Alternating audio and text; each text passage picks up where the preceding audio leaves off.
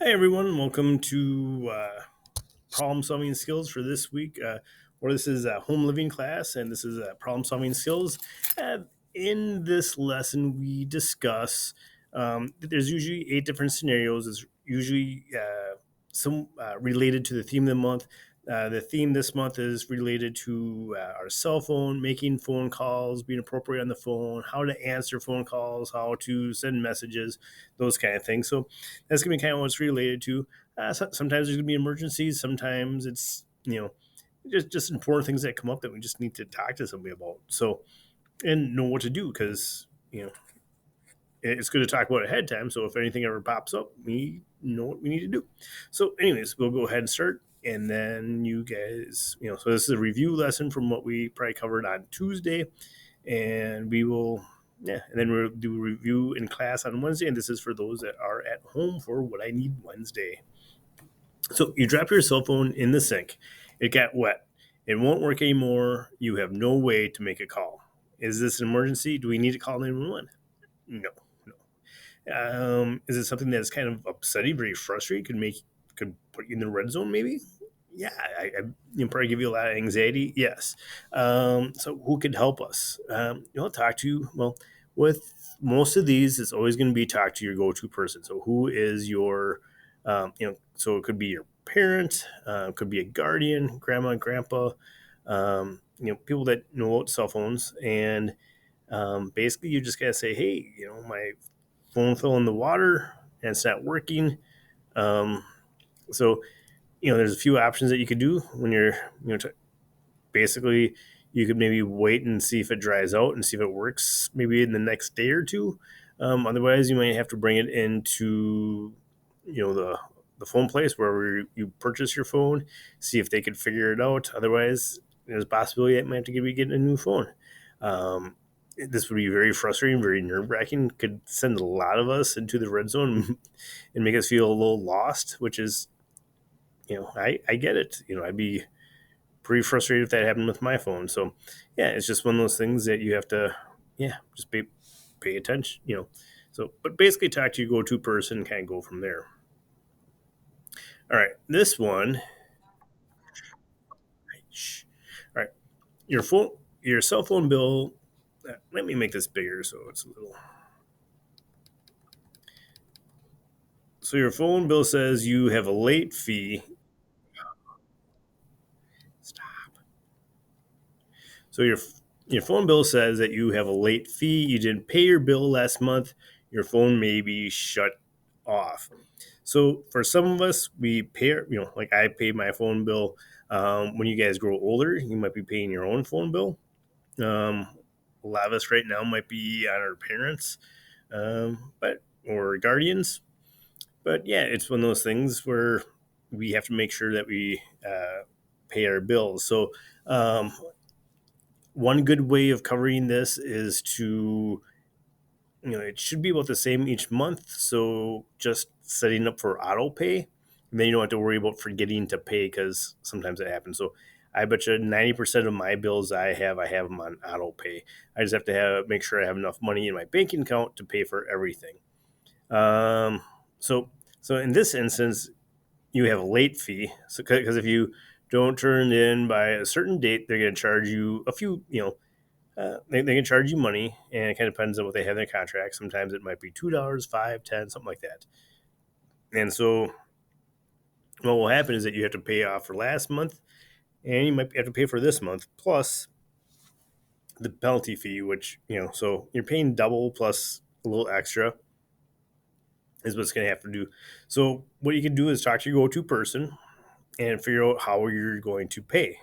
So yeah, and figure out and maybe talk to your parent to figure out a better way of making sure that this doesn't happen again. Like I said, with the auto pay would be a good way of doing it. Yeah, and contacting your company right away to see, and then you contact through your bills that you get a bill that you get from them, or you go online and go to their direct site and find the number.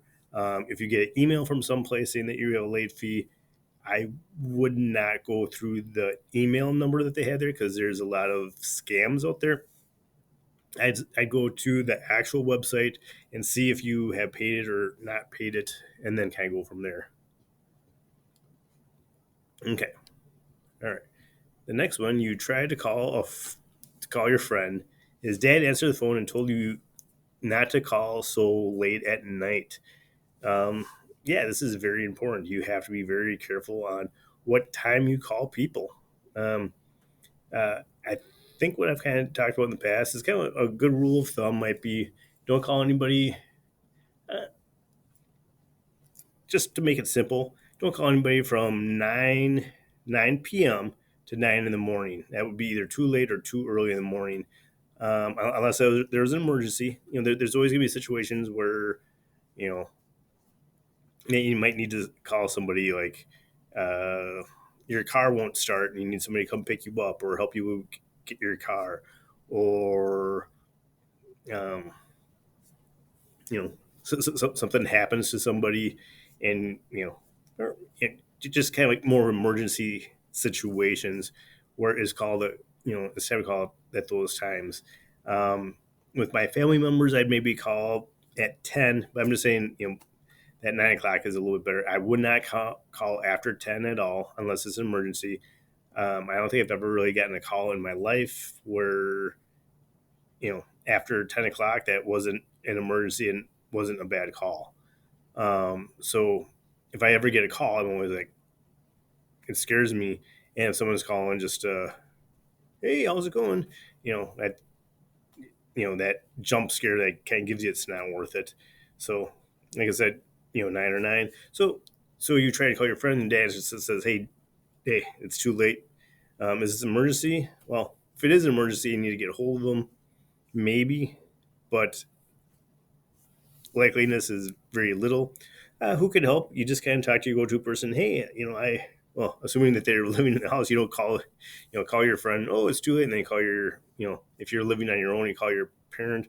Hey, they won't want to talk to me. They say it's too late. It's, you know, yeah, just use, that 9 to 9 rule, and then just call them the next morning, and at 9 o'clock, or if you're going to school with them, you could talk to them at school. If it's school related, you might be able to text them. But even texting, you shouldn't do it too late at night either. So that's just kind of how it is. Um, you're getting a call from someone trying to offer you a credit card, or you keep getting a call from someone trying to offer you a credit card. You're not sure what to do. Well, as always, talk to your go-to person.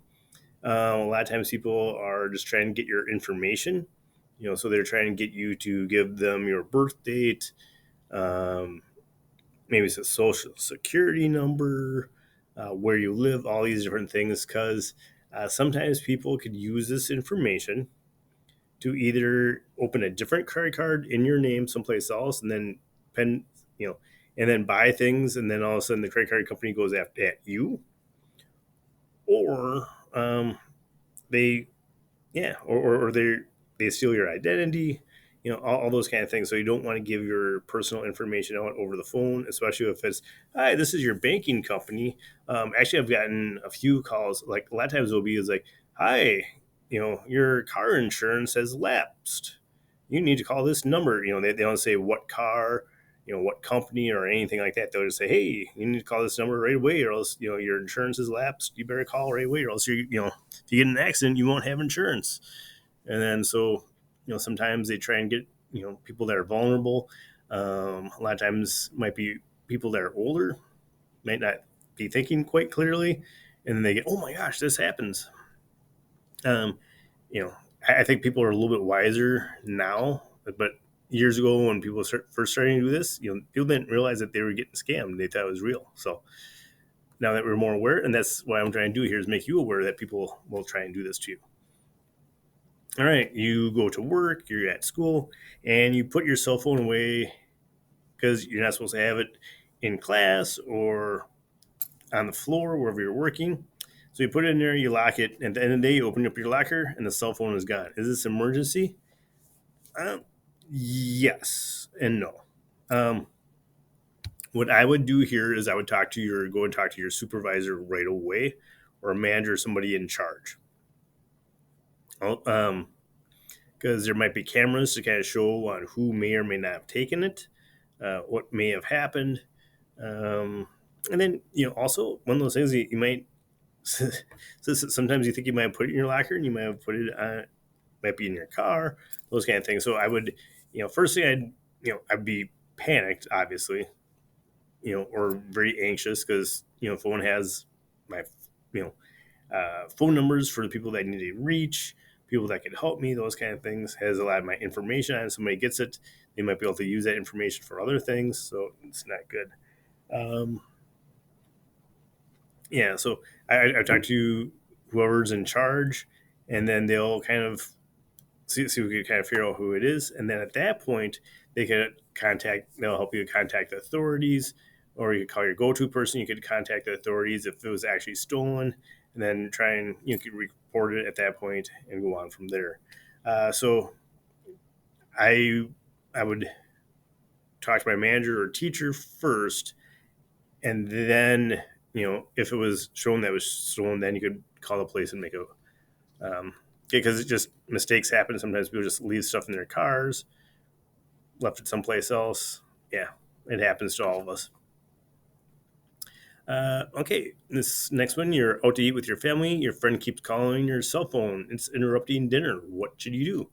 A, you could shut off your phone so they don't interrupt. You could either send them a text or just answer it really quick and say, hey, I'm at dinner with my family. Please don't call back. Or I'll call you when I'm done. You could do that. Um, don't answer the phone and start, hey, how's it going, buddy? Don't do those things. Basically. But if you're going to, just say, hey, this guy keeps on calling, I'm going to send him a text, let him know that I'll call him back in a little bit. So then that person knows that, oh, they're going to call, oh, they're at dinner. Okay, oh, my bad.